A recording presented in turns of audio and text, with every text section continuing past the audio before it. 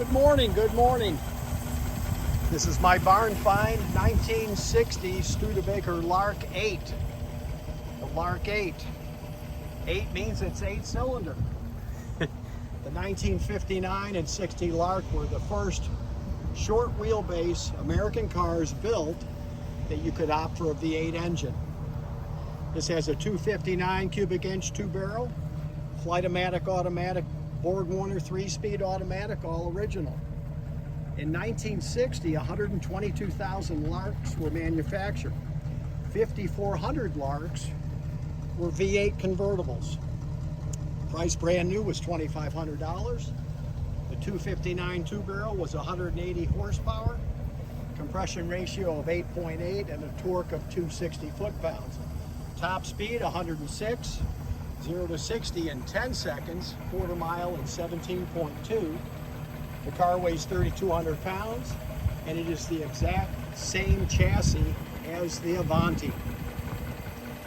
It is not equipped with a small block Chevy. That is a cast iron Studebaker engine, not a Packard. The ignition is GM Delco point distributor V8, similar to all GM V8s of the period. It has a solid camshaft lifters. The valve lash is 26 thousandths. Oil pressure 60 pounds. New parts that I installed is a battery, ignition switch, and solenoid. New coil, points, cap plugs. Rebuilt the Stromberg 2-barrel. Fuel tank was perfect, so no problem there. I rebuilt the fuel pump. Rewired some systems. It gets 22 miles per gallon. Motor runs great. I've driven it 7,000 miles without a breakdown in 2 years. Top speed I've had it up to 4 times is 90 miles an hour. That's pretty fast. This Lark was a barn find. It was covered with a termite tarp for 10 years. It was abandoned in a very nasty part of Tampa for many, many years.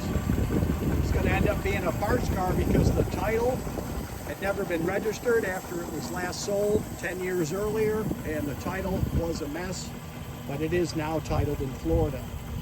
It had 4 flat tires. The original spare was in the trunk. The automatic transmission was totally empty.